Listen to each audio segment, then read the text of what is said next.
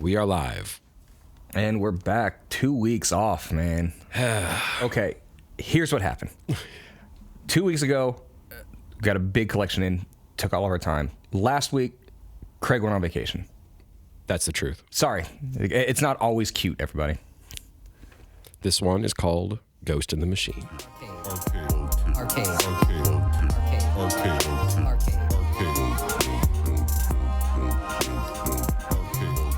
I mean, in that intervening time, I've been reading. And I know you have been reading like a champ. Did you read on vacation? I did. Yep. Good. I mean, did you do that instead of pay attention to your kids? No. So the kids took opportunities to not pay attention to me. We went to French Lick. Nothing huge, big deal. Man. Yeah. I know you're going to spend for this one. No, it was cool though. I mean, it was neat because we went to like the little water park thing they got there, and then Are there a lot of things for Larry Bird? not as many as you would think. I mean, every shop has something. Like Okay. there'd be like somebody did like a 6'9" wood carving of him, like Nice. shooting like free throws and stuff. That was just kind of neat. But there was a little museum, and there was some stuff there about him. One thing I did see new, which changed my life in a profound way, was it was a picture of Larry Bird that I'd never seen before, and it was Larry Bird. And it was John Cougar Mellencamp standing on like a crate to be as tall as him. Like you don't find out how short That he is. is terrific. But Mellencamp had the glasses on and he looked like a real fucker, like holding a cigarette and stuff. It was just like, it was a perfect picture. Boy, that's Indiana royalty, everybody. It's awesome. That's great. I don't know. If I was a small town and I had birthed one of the greatest goddamn ball players of all time, Well, I'd have a statue of him in the you have town square. they do, but it's not. They can't lean too far into it. I mean, there is other stuff in the town. It has its own identity. It just happens that Does it? Well, You've been there. I've not. Okay, so have you heard of Pluto Water? That was like a big thing. Okay, so there's a natural spring there. So they built this giant resort there. It was basically like doctors and stuff. It was like a health resort. Mm-hmm. And there was a natural spring there where people would drink it and they would feel absolutely fantastic. And you're sitting there thinking like this is a snake oil situation. But back in like the 1910s, they sold in that amount of time. I guess I even did the math on it. I think I did it properly, but it was like shipped over $1.5 million worth at the time, which adjusting to now time would be like $6 trillion. it's like 30 mil. Wow. Still. So anyway, you could actually go there all the time, drink the water, you'd shit your brains out, and you'd feel great the entire time. Oof. In 75, they stopped selling it because they tested it. You know what's in it? What? Lithium. Man. Natural. No wonder they were feeling so good. Exactly. So now it's all regulated and stuff. They still have the spring and stuff there, but that's the interest. I mean, there's interesting stuff there beyond even, Government gets involved. All of a sudden, I can't take a lithium bath. That's what I'm saying, man. Welcome to Nazi Germany. But it was a good time. Like I'm glad you did. That was the first vacation. That was the first time, and folks that came in the shop had to deal with my mug all week because it was the first time Craig had taken a vacation in a while. Yeah, but I appreciate it. But the I lights got some on. books done. You got some books done. I think. Yeah, and it was another good week. And but first, I think we got to start with one that we read today because we get to see next week's books early. And the only spoiler I'll give you is that Wonder Woman continues to be the best book published by either the big two and any other publisher. I think it's the best book coming out. And issue number 8, which hits the stands next Tuesday. Yes, did nothing to dissuade me. And I made a promise to you earlier. I'm going to stick to it right now. I'm going to say I'm usually pretty nice about the Tom King thing, about saying like how I'm open to opinions and people can it's have fine. their different points of view. I'm no longer of that mindset. I'm now of the mindset that if you read this Wonder Woman book and you don't like it because of the way Tom King writes, I think you're probably just don't get it. You're reading it incorrectly. Yes. Or you just don't have the wherewithal to form the opinion. Yeah. To get everything this book's giving you. It has to be done in narration. It has to. I'm completely of that mindset now because the voice of the Sovereign talking to Trinity and retelling this story and the way that it flip-flops, like everything, it's done different iterations of it, like Sam Peer and Tom King. Like in one issue, it was going between her on Themyscira doing the battle, and it switched from her in that battle to whatever scene she's in. There was the other one where it was like the battle with the tanks and like that. Yeah, like that. And juxtaposing each one, it's cinematic in that way. But this of course it has to be narrated. The Iliad wasn't told in dialogue. Right, and this one does it back and forth as well. And it just the opening panel on this page was the absolute last thing I would have expected. Oh yeah, for the very first page of this out of a Wonder Woman book. Something you never think, a way to never see Wonder Woman ever. Right, and then it makes so much narrative sense. And it works with the story and this issue and the overall thing that she's telling, and the greater a view of people's view of Wonder Woman in general. And it was wonderful. And then you get a B plot with Donna, Cassie, and Yara that is just as serious as the A plot with the Wonder Woman is. This is just, I won't call it light. No, but it's not light. But the Wonder Girls are having a blast. It's absolutely they're taking Sergeant Steel to task in their own special way, and then of course, and it's rousing. It has a wonderful finish, and then of course the backups in this, all written by Tom King and all drawn by Belen Ortega. Yep, continue to just be absolute bangers. It's an 8-page backup that's better than most comics that I've read this week. Yeah, and this is part 5, I think. Yes, of that. Yeah. So I will reiterate, Shane will also, I think, agree with me. This is an amazing jumping on point with 8. The trade paperback Outlaw comes out. I've already ordered them, actually, for the store, so that means they're only a month and a half out at most. If you haven't started it, you could start there and then come pick up these books with the second arc, and you were completely up to date. You were doing yourself a disservice if you were not reading Wonder Woman. I will flat out say it. And it's not a matter of I hope you like it. It's a matter of let me know how much it changed you. Right. It is. How much it inspires you. And again, Tom King's the guy that's writing a Penguin solo series that is absolutely riveting in every way. So and also has no end in sight. No end in sight. And I hope he doesn't. I hope both of these books go on forever. Yeah. Next week's issue 2 of Helen of Windhorn. So... Yeah. But as far as other DC books that were on shelves this past Tuesday that we read, I did Batman and Robin #8 by Joshua Williamson. It continues to be fine, if uninspired. But I just love Damian, and having Bruce consistently trying to get Damian to go to class. Damian saying that he doesn't need to, and then proving that he doesn't need to, but he probably should for the social aspect. Sure. And that's what it is the whole time. As far as the rest of it, like your mileage on the Hush, right, whatever, may vary. But I enjoy it just because I like hanging out with Damian anytime I can. Yeah.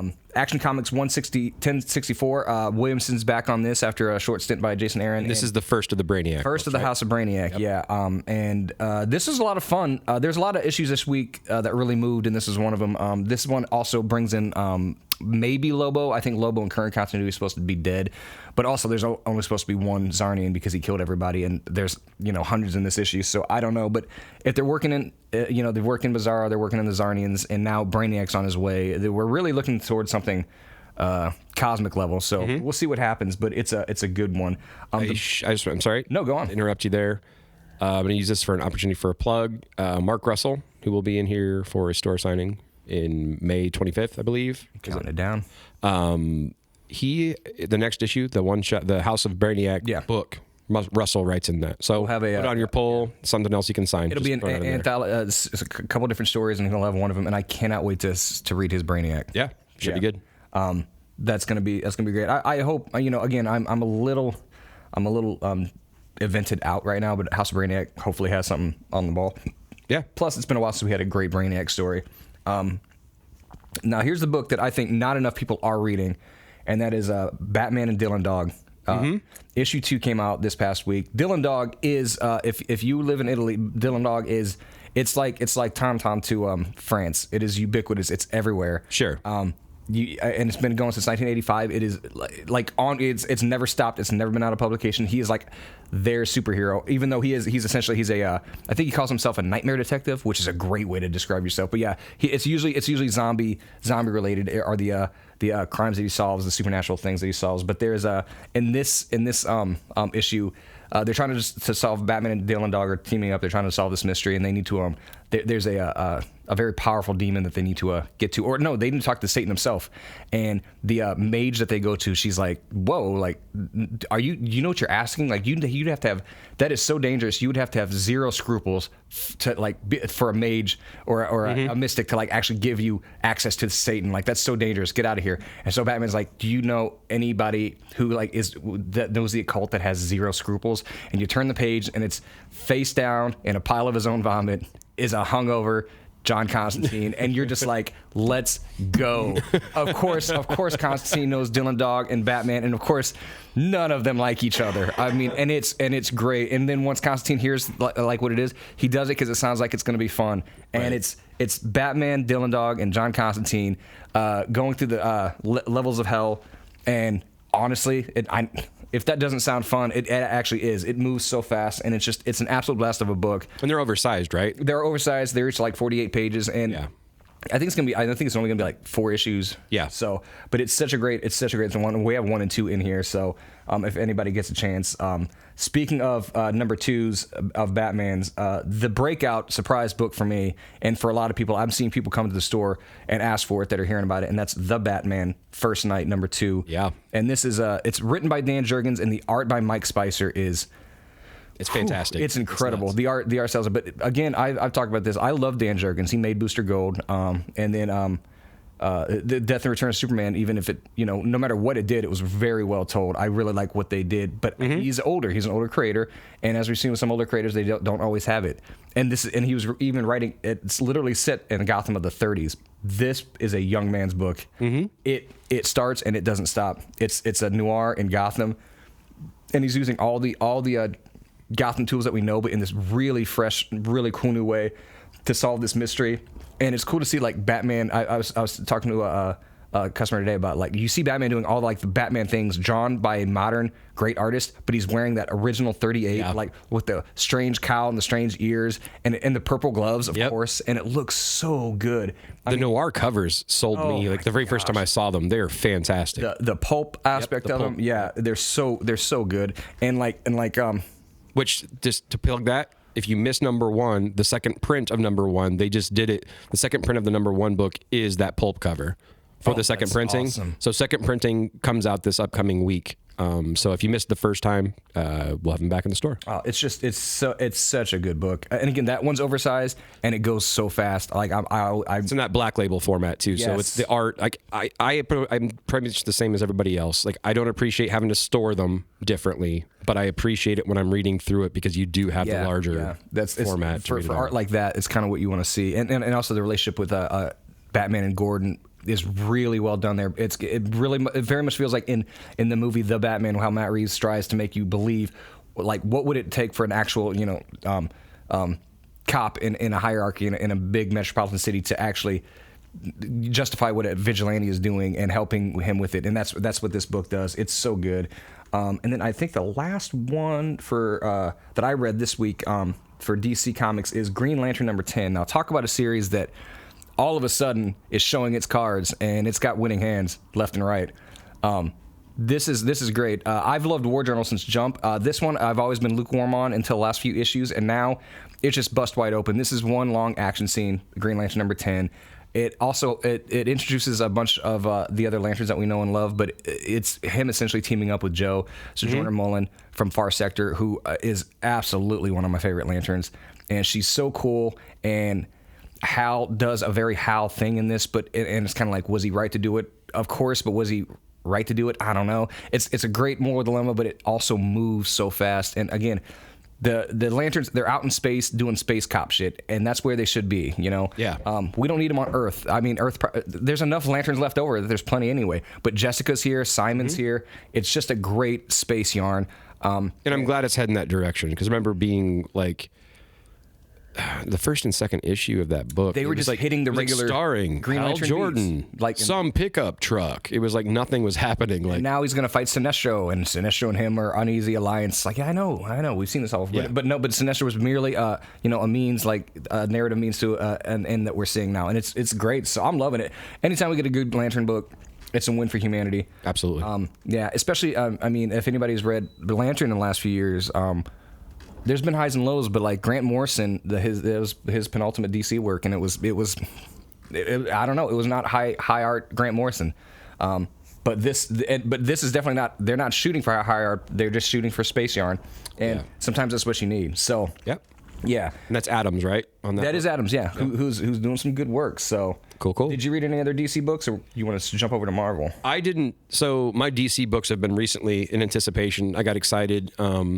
Next week is the DC Rebirth Justice League Dark Omnibus. Ooh, yes. Yes, they came in and they are whammy boys. Yeah, they're huge and the art is fantastic. But like I was a huge fan of, so this is like a lot of you may have found Tynan through this method, but like Justice League Dark from Rebirth was James Tynan, Ram V. Yeah, and then Tynan did the first 20 some issues. Yep. Yeah, and then Ram took over for about 8 or 9 issues, and they sing. They're both fantastic. But it's Wonder Woman leading the Justice League Dark. So Detective Chimp, and Detective. They're both. And I love their relationship. Yeah, and it's great. And it's cool because there's that aspect of it that picks back up in the, if you guys read this last fall, or last summer at this point, I guess, right? The Night Terrors. Yeah. So that's the relationship there and stuff. So it ties together. They're already established relationship, and then also I love I like the 2012 Justice League Dark very much. Yeah. My only thing and my issue with that is they put Constantine front and center, and I get it's because he's everybody's favorite and rightfully so. But I don't think Constantine would never lead a team. That's not what he wants to do. Like worst case scenario, or if he's just using everybody. But in this one, it is more like drifting in and out. He's in there long enough to hear what the plan is, go away, formulate his own plan, or use their plan to his own ends without telling them. He's very much a shiftier character, which that's I want my Constantine in the shadows, man. I want him, screwing people over. And again, there's also a tendency to make him a bit of a hero or an anti-hero. Constantine will always save the world only because that's where he keeps his stuff. Right. I mean, this is where I live, so, or maybe sometimes because of Zatanna. But other than that, it's mostly self-interest with John Constantine. But yeah, the Justice League Dark that's coming out, and the spine matches the other Justice League Dark. So both those are available. I can't recommend them enough. The first one, the New 52, was Peter Milligan and Michael Janin on art. Yeah. So it's like, and Jeff Lemire did a lot of the writings, and those the Ryan Sook covers, no joke, they're gorgeous though. We got a story. We got a story. Sook. That number one, for the longest time I thought it was a Hughes cover, and Shane was like, "What are you talking about? Which book is that?" He's like. I got excited. I thought, yeah. He's like, is this some cover he did that I didn't know of? I'm like, no, man, it's the same one that everybody's looking at. He's like, that's not Hughes. I'm like, bullshit. So Ryan Sook. It's Ryan Sook. So that's the inside joke. They do, yeah. But they do they do look like Adam Hughes covers. They're beautiful. And the covers for this are beautiful. But yeah, Justice League Dark. You can't. Also, how that idea is so great. Justice League Dark. It's a great idea. First, roughly assembled by Alan Moore, of course, in his Swamp Thing run. That was what annual number 2. Yes, and it was during the Crisis. That was his version because DC wanted him to include stuff in the Crisis. And he's like, no, but he's like, but I have a cool idea. What if we just and he assembled Etrigan and Fate and all of them for the first time as an aside because he's Alan Moore. Alan Moore sweats droplets of beautiful ideas that we can never come on to. So anyway, well, I'll jump over to Marvel. Speaking of great covers. The cover of the week for me is Fantastic Four number 19. The noir cover with a beautiful Sue Storm as a noir mall as rendered by Alex Ross as Alex Ross can. Alex Ross doesn't usually do sexy, but he can. Yeah. And in this Fantastic Four number 19 of Ryan North's just peerless series, this series has been so good. It's been the best since Hickman. It's another self-enclosed one, and in this it's a noir, and Alicia Masters has to solve a missing persons case that Sue Storm brings to him, and then you find out that it's really reality manipulation, and who's doing the manipulating, and how do they break free? Reed Richards in a jar. It's a fun pun. It's a bottle episode, but each one of these, the next few are coming up are going to have to be a tie into Blood Hunt. I just want to see how he's going to do it because Ryan North has done these individual issues so beautifully. I bet he can do a tie-in beautifully to a modern run, because this is very much the Silver Age Fantastic Four. Yeah. And I mean that in the best way. So I want to know, like, how are you going to tie in, like, the Blood Hunt with the vampires and Blade and the Avengers? Like, Sure. But I can't wait to see it, because if anybody can do it, it's him. That's awesome. I wonder, that might be the only. She-Hulk was last week. Yeah, but we Ultimate missed X-Men both weeks, 2. though, too. Yes, Okay. Ultimate X-Men. But, so within the 2 weeks... She-Hulk last week was fantastic. God, I love that series. Gods was as well, right? Gods was last week, and was that Ultimate Spider-Man 3 as well? No. Next week is Ultimate Spider-Man 3. I think... No, Ultimate Spider-Man 3 is out. No. I meant 4. I'm sorry. But not next week. Next week is Ultimate Black Panther 3. The week Nice. after that is Ultimate Spider-Man 4. But God's the last one. I don't think we talked about it. I caught up completely, and I'm with you now. I mean, I wasn't playing along. I believed you, but I don't see how he could be building all of this for it to go nowhere. Oh yeah. I think God's in the Ultimate Universe, and everything that he's doing at it's all going to be connected. In a way, I mean, again, he's playing the long game, and Like, I was pumped. I saw the High Evolutionary. The Living Tribunal. Living Tribunal. And I was just like, man, this is awesome. Like, there's all the cool main players are there. everybody that knows said that, what he described in them was an overarching, like, plan that stretches for years. And Yeah. I'm here for it. Again, Marvel for the first time is driving sales. Well, for the first time since we've been open, is driving sales. And I'm excited about Marvel books again. I'm excited about Ultimates. I'm excited about Blood Hunt. I'm excited about the X-Men relaunch that's coming up. Yep. And it's great. I want to pull as many Marvel books as I do DC. Because I don't want any more free time. I do have one more Marvel book, though. I think I told you about this one, too. The Spider-Man Shadow of the Green Goblin. Oh, yeah, you like that one. Yeah. DeMatteis. I love it. Again, an older creator who's still doing great work. So, for those of you that were even just possibly slightly curious, I was. Like, I liked the whole... I mean, all I had heard about it was like back in time during the Green Goblin period, which I felt compelled to read a new story based... I mean, because obviously I wasn't around the first time, so I wanted to see what this was about. And basically the premise is that Osborn didn't actually just haphazardly take the goblin serum. It was like created in a lab, and then there was testing. And this is actually the story about... So this is actually just 15-year-old Peter Parker. He had just become Spider-Man. Ben had just died. There's this other goblin out there where the serum was tested on him first, like pretty much against his will, like mobster style. Like, if you don't do this, blah, blah, blah. All been there. I think it's a compelling story. It's a compelling read. Like, I actually thoroughly enjoyed it. And the art looked great. The art was great as well. So if you have not read it, I'd pick up Spider-Man Shadow of the Green Goblin. It's classic Harry with the stupid hair, all that good stuff. We do need to... Ultimate X-Men #2 did come out Wednesday, and I am so on board with this story. It is, as everyone said, it is strange and different, not at all what they were expecting, and everyone so far has agreed, but it's pretty good. And it is pretty good. She is completely doing her own thing. I don't think anybody even told her it was an Ultimate book. She's like, this is an X-Men book, right? Yeah, and so far it's only even incidentally an X-Men book, because Armor is the she shows up in it. Sure. And this issue builds on the last one. Again, we're telling a Japanese ghost story about suicide, and I mean with an X-Man. So bring it on. And the art is, this is the first official appearance of Mayfair. Yes. So I mean, even if you're out there looking for potential spec, this is first Mayfair. And she's a nice little character. I already like her. But when Armor shows up, it's again, Armor is one of the because as we discussed, between 2002 and 2010, the X-Men Marvel editorial, they introduced 784 New Mutants. Now that I think about it, that's probably not even far off. Really? And no, it's probably like 50 or 60, but it's like so many forgettable X-Men and New Mutants. But Armor is one that I remember and I really like. So, and I like her here. She's absolutely charming and fun, and you need that in a book about child suicide. Like, Jesus. So it's light reading. It is. Oh, you know what? I'm going to take a short discursive, speaking of suicide also. If anybody's thinking about self-harm, get help. There's plenty of places you can call. But Ed Piskor died. Yeah. And Ed Piskor was somebody I admired very, very much. He had done Hip Hop Family Tree, which I soaked up. It was such a great comic. Hip Hop Family Tree is he does the absolute... it's a very well documented history the early 70s and how hip hop was formed and how it grew into what it is today. And everybody's in there.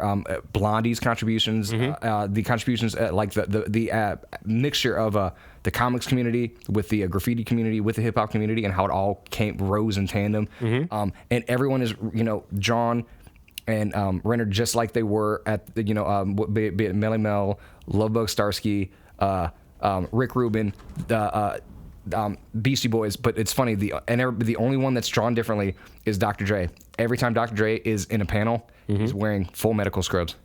That is hilarious. And it's great. And anybody wants to know like the history of hip hop and how, all the way up into the late 80s, early 90s, I think is when it stops, read Hip Hop Family Tree from Fantagraphics. Also, he did what I found him on was X-Men Grand Design for Marvel, where he does a great, like the great idea from 75 to 92.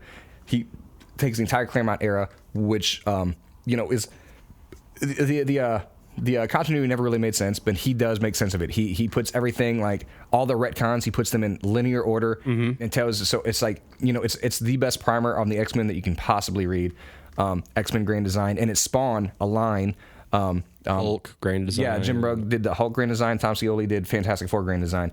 But he took his life last week at the age of 41, and it's a huge loss for the comics community. And he had more to give, and it's too bad. We couldn't do this episode without speaking of Ed going. Yeah. Only 41. Yeah. But we won't get into the politics or whatever of it either, but it was just it's just sad no matter what, and obviously modern technology and everything else plays a part. If you're thinking about saying something negative online, you could do that, or you could shut the fuck up. You could. So you have two choices, but you know what? On that note, let's dive right back into the comics, everybody.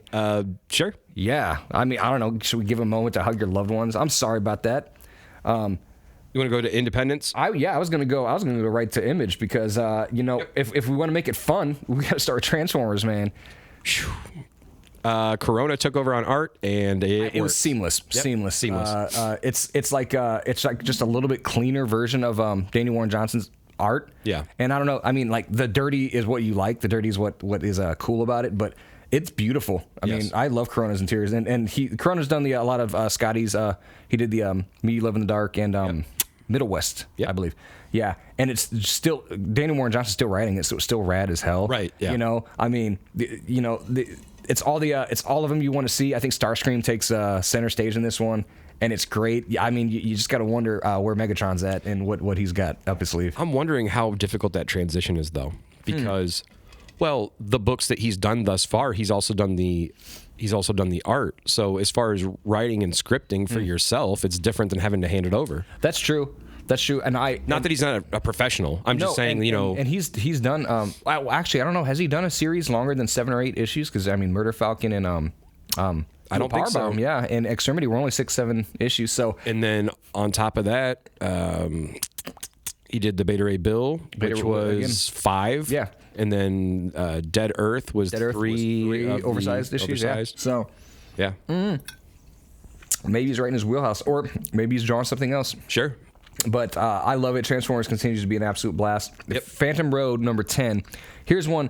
I agree. The last 2 issues, because I got a few guys that come in here and they like it, and they've been saying like it's kind of been like spinning its wheels for a while, which is funny because it's about a trucker. But the last 2 issues have blown it wide open. It's like this is not at all what I thought it was, and it's so awesome. Jeff Lemire, again, one of the greatest creators working. Used to be my number 1, and he's fallen, but that's just because comics are so good right now. And also, okay, here's another interjection. I promise, guys, this one's not about tragedy, but he has a cryptic announcement. He's going to be doing his first long-form comic. He says it's going to be the longest-running comic since Sweet Tooth, and it's going to be his first work for Boom. No other announcement about it have been made, but that's very exciting. It's cool. Yeah. Creator own, go in that direction. Yeah, sure. And nobody's as busy as Lemire. I mean, right now he's doing Bone Orchard and this. He just got wrapped up with Little Monsters, and knowing this is and Fish Flies. Mm-hmm. So knowing this is coming up, especially because his last two long running series were Sweet Tooth and Descender, two of the best comics of the last decade. That's nothing but exciting. Well, how long was Gideon Falls? Gideon Falls was 32, 33 issues. Yeah. Okay. And that was great. Yeah, good call on that one. I forgot about that. So Sorrentino d'Art. Yep. He's got he's got a few collabors that he works with beautifully. And anybody wants to come and talk to me about Descender, I think it's his masterpiece. It's on my list. It's next on my list. Oh, okay. Yeah. That takes us out. Napalm Lullaby #2. Somebody came in and asked me what it's about, and I was just grasping at straws. Flabbergasted. I couldn't tell him. I told him there's a boy and a girl in it, and that's about as far as I got as far as specifics. It's like pornography. Like, I can't describe it, but you know it if you see it. You know it if you see it. You're like, this is awesome in that same way. Yeah. Yeah. I can. It's people fucking, but. But that's not what Napalm Lullaby. It's harder to describe. So you got to read it, man, because it's issue 2, and he's clearly. This is clearly Remender doing one of his like Fear Agent Black Science. Like, he's probably got 45 issues in mind for this. Yeah, and these are just laying the foundation. At the end of this, they go to heaven, but heaven looks like a really high end shopping outdoor shopping mall. Yeah. Like, it's, I don't know, man. Read it. It's hard to describe. It's hard to describe. It's sick as hell though. I mean, yeah, it's cool. Again, Remender, and we're gonna do a long episode on him soon. But the kid, he was a punk in the '90s. He was a skateboarder. Yeah, very much into that. He was into the rock scene of the '90s, and that's what it's. The best of his comics reflect that, and I think Napalm Lullaby is definitely going to. Also, with a name like Napalm Lullaby, right? Forget it, man. Like, what more do you need to buy? It's awesome. And the last one I read from Image this week is I Hate Fairyland. Not true. No. Oh, and that was Sacrifices last week or this week? Either way, we're still covering them. We're still covering. You know, and we should probably do Sacrifices because that's our Remender. Because I also want to talk about Feral. Oh yes, we never even talked about it. You know what? We got lots of ground to cover. So, we'll do Sacrifice first because that's the other Remender book right now. And sure. I thought it was going to be more of a smaller scale, 12-issue type deal. Yeah, then issue 7 just like busts it wide open. And I can't wait to see what else is coming with this. Anybody's Sacrifice, that trade did just come out. It does catch you up to exactly what's on the shelf, and it is great. Rick Remender, everybody, if you're not on his team, he has a lifetime pass from me. He's one of the 10 or so great comic book writers of our time. And I anything he writes, I will read. Even the stuff I don't like, Deadly Class, has its fans. But he's currently got 3, right? He's got Holy Roller, Sacrificers, Napalm Lullaby, and the forthcoming, I think it's called Grommets. Yep, that was just announced. That's gonna be great. And Holy Rollers, we don't need to tell you how good it is. Yeah, fighting Nazis with bowling balls. But yeah, Feral, huge announcement, huge book. Yeah, I was scared. Because I think I've talked about it multiple times. I loved Stray Dogs. Stray Dogs is fantastic. And I wasn't, not to be an elitist about it, but I bought Stray Dogs based upon the solicitation, and I bought it the day it came out. I didn't get there at issue 5 when it started getting. I did. Yeah, I was way. I'm not picking on that. No. I should have because it was. But I do think also reading that in one go is better. It absolutely is. Yeah. I couldn't imagine waiting each. It was terrible, but also exciting and fun. And when you get that twist, and then oh my goodness! And Feral's not completely. It's very different. The story, yes, very much so, but very very much in that vibe, that world, because obviously the same artist and writer. Creative team is the same. I mean, yeah, it's cute that they did cats instead, but here's my overall the thing is like. It's not like Fleeks is a one-trick pony. Like, it's like, oh, I did dogs, now I'm going to do cats. Like, Fleeks is doing fantastic work, which the next book I'm going to talk about is a book that came out this week, which is Uncanny Valley. He did that one as well. Uncanny Valley is unlike anything else he's doing. So just to throw it out there as far as Tony Fleeks, he's got Feral. He could have done like the cat thing 2 years ago. Sure. He clearly he waited for a story. Sure. You know, and he has one. And because this is not what I was expecting, but it was great. And it worked in a Fox, which always gets me. But yeah, Feral was issue 1 was great. And a lot of people, and also it got to introduce, because people saw it because it was such a big deal, and I got to introduce a lot of people to Stray Dogs. So, and Trish Forstner's on the art again, so it still has that could absolutely be Disney animation it's look. Adorable. It's adorable feel, but there's always that fog. It's like that. There's that sense of dread. There's that 70s adaptation of Watership Down that does that, where it looks cute, and then it's like you watching it like, oh my god, yeah, I'm not trying to become an adult today. And Tony Rodriguez, I don't want to leave anybody out of the team. Yep, but those three. So Feral, and they're doing the covers. The second print for issue 1 is the Halloween cover. It's the best. It's my favorite one.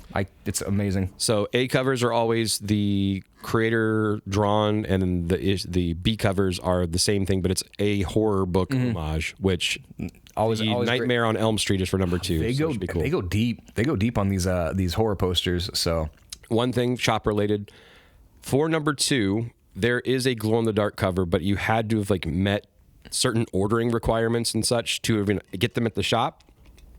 We did meet those requirements, so we will be one of the shops that actually carrying the glow in the dark cover for number 2. So if you are interested in that, I ordered quite a few, but not a massive amount where you could just stroll in. So add it to your pull, even at this point, even though I've already ordered for number 2. If you're interested in that glow in the dark cover, I don't think I've seen that.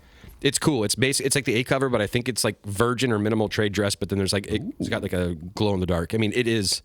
The regular book's like $4, and the glow in the dark's like 10. Like it's got some treatment on it. So, but tell me about this Uncanny Valley. Uncanny Valley is indescribable but in a different way than Napalm Lullaby. Uncanny Valley is. It starts off with this kid that's. He just moved to a new school, and it's kind of like, okay, so, and I'm sorry, I apologize for people out there, but I'm speaking to Shane directly at this point. You know the Something Epic book? How the art was like very... Yeah. It's part that. How good the art is? It looks that way, as far as like very detailed and such. That's a good sell right there. Right. And this kid, he's like getting in trouble. His mom shows up, like, we just moved in this town. Like, what are you doing? Like, very like... run in the mill, like this could be like a sitcom, like this is stupid cliche, like new kid's in trouble, just acting out because he needs attention or whatever else, and his mom picks him up. And then the craziest shit of all time happens. Like they get attacked by like a billion crows, and then some like Bugs Bunny, like Elmer Fudd, old prospector guy kicks in a door that had a completely different art style. And the mom's like, "Dad, what are you doing here?" It's just, I'm getting it right now. It is wild, is what it is. It's like, if I were to describe it, it'd be like some weird after-school special, this issue at least, mixed with like Wile E. Coyote and Roadrunner. Like, sold. It's wild. I don't even know what to tell you, but it sounds like and it's Tony Fleecs. Tony Fleecs. Who I do like. I've always enjoyed his stuff. And I hope I didn't give up too much, but I had to describe at least somewhat so you knew how incredibly weird it is. But it is weird in a very, very good way. Like, it's not very often that after a first issue, I'm pissed off that was it. This is one of those books for me. Yeah, and that's a boom book, which is okay. That's cool. I'll wrap it up. I read. Did you read Rat City? No, did you? I paged through it. I got through. I needed to at least be familiar to see what the hubbub was about. That is the Erica Schultz Spawn book. Sold out day of. Rushed back to a second printing. It's doing very well. Good for her. The way it looks to me, it's kind of like Spawn 2099. Ish. Okay. So in the future, like Simmons is involved, there's some piece of it. Art style and everything looks very, very cool. If you're a Spawn person, you'd be crazy not to get this one. It looks awesome. I personally am not. I don't do like the Spawn books ongoing as far as that goes. I am interested because Erica, obviously, is a close personal friend of ours. We got to speak to her. She's a total badass. So she's perfect for this. I read everything she does. I just haven't get a chance to read everything this week. But we have, I think, one more book before we get to main topic. At that point, you got more independence. No, there's a few. Hold on. I Hate Fairyland. Gertie still doesn't like Fairyland. We're spinning wheels there. Grimm number 16. For everybody who's wondering if there was any gas left in the tank, yes. This issue introduced a few new elements. It's like, okay.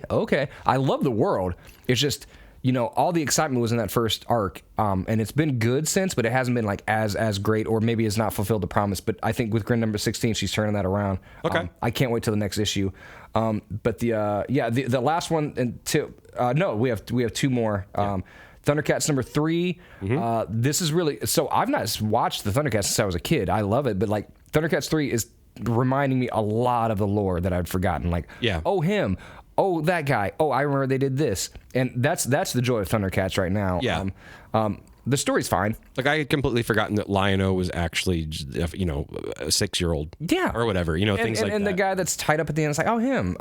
So it's great. Not earth-shattering, but Thundercats never was. It was just awesome, and that's what this is. It's a lot of fun. It's a nostalgia machine, and it's working, and it's great. But till we get to the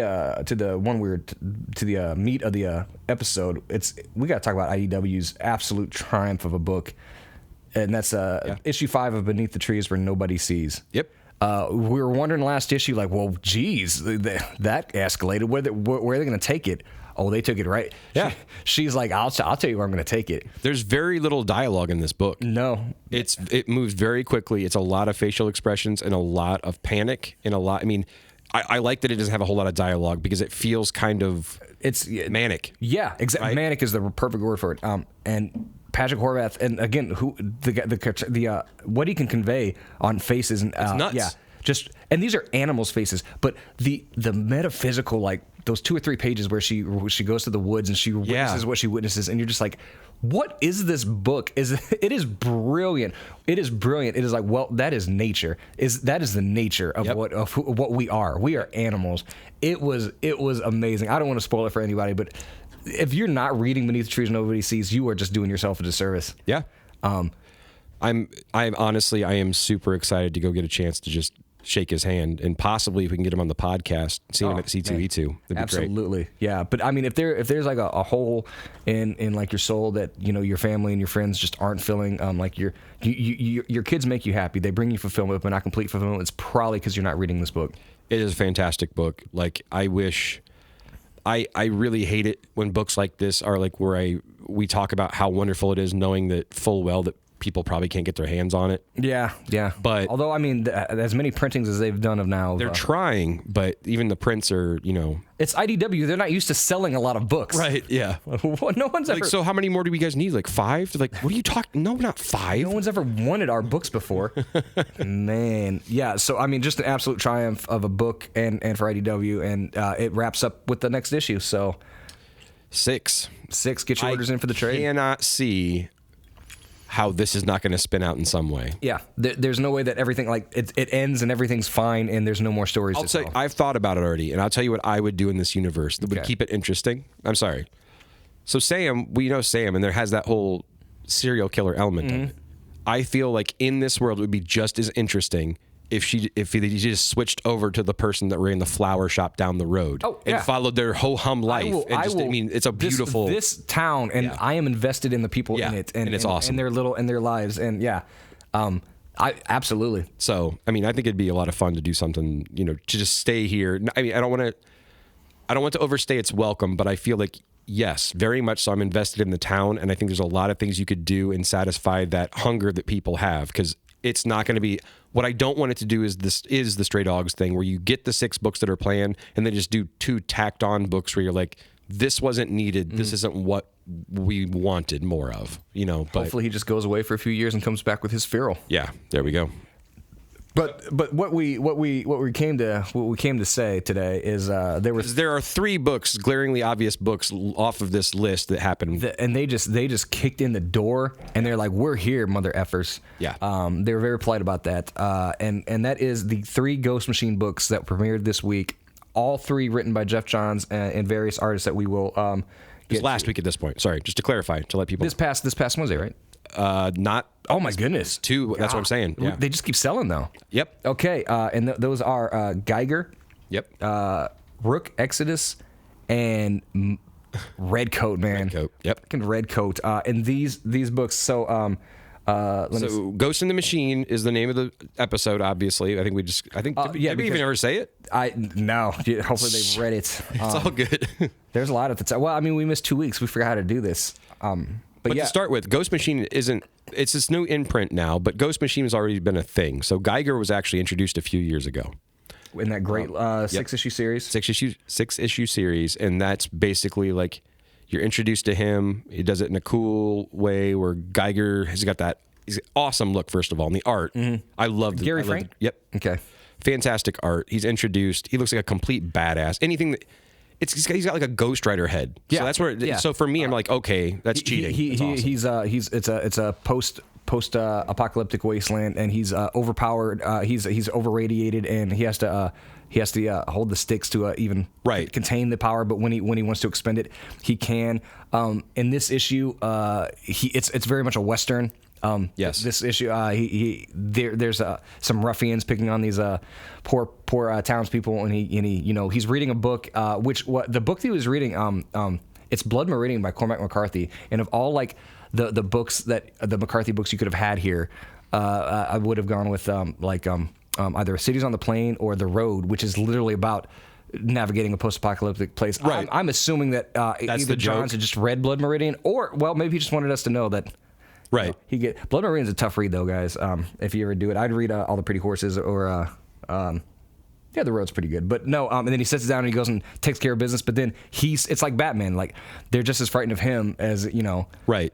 They are the other guys. But and that's it. And then he teams up. There's a guy that wants to team up with him, just because he's like kind of a hero worship thing. And it's a great issue. But this one, Geiger's got his Robin. Yeah, cool. and this issue was, of the three, it's great. They're all three great. But this one's like we've already had our introduction, and he's already had his great story. So we kind of knew what we were getting, and it was more of that.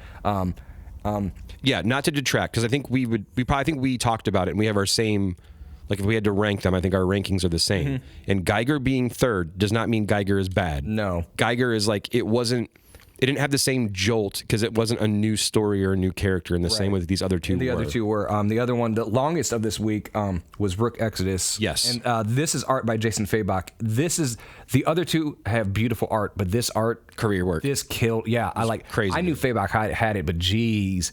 Every page is just rendered with love. This is like Dan Sampier on Wonder Woman level of perfection. I think we've gotten used to the fact that he's just has been doing covers. Yeah. Right? Yeah. And mainly like Batman type characters, and this is not that. Not at all. I guess it... Well, he's not drawing Gotham, and he's not drawing... Yeah. You know what I mean? We're in heavily wooded areas with Rook Exodus is again they're on a different planet trying to get. They thought this was going to be. They escaped. They thought going to this planet was going to be because Earth is apparently some sort of hellscape. They thought this planet was going to be their salvation, but nope. The resources are running out, and there's a very tight window. There's a ticking clock. And so now they're trying to build a ship to get back to Earth out of spare parts from wrecked ships, which seems impossible. And each of the main characters has a helmet that allows them to control the animal, the wildlife. Yeah. So there's one that controls a warthog. Rook obviously controls crows, and there's at the end, there's... Don't reveal that one. I know. I was gonna say there's an exciting one, but even because of the changing ecosystem on this planet that's dying, their control over their animals is waning. Like it's harder and harder to do that. So I think this one's going to be a shorter series, and then it's going to lead into something bigger because the countdown's already started, and it's like we got to get off this. Like they're running out of oxygen. And what you notice in the books, the cool thing about it is, I can't piece it together perfectly, but there is a timeline set within these books where the very first thing that happens is like you see like Redcoat's name, and it's like the very first thing is like 1775. Redcoat is turned immortal, and then it shows like the far off future and things like that. But my understanding is the things that you already know about Geiger as far as it being a wasteland was what drove people away. Mm-hmm. And then Rook is on this other planet that they're trying to terraform.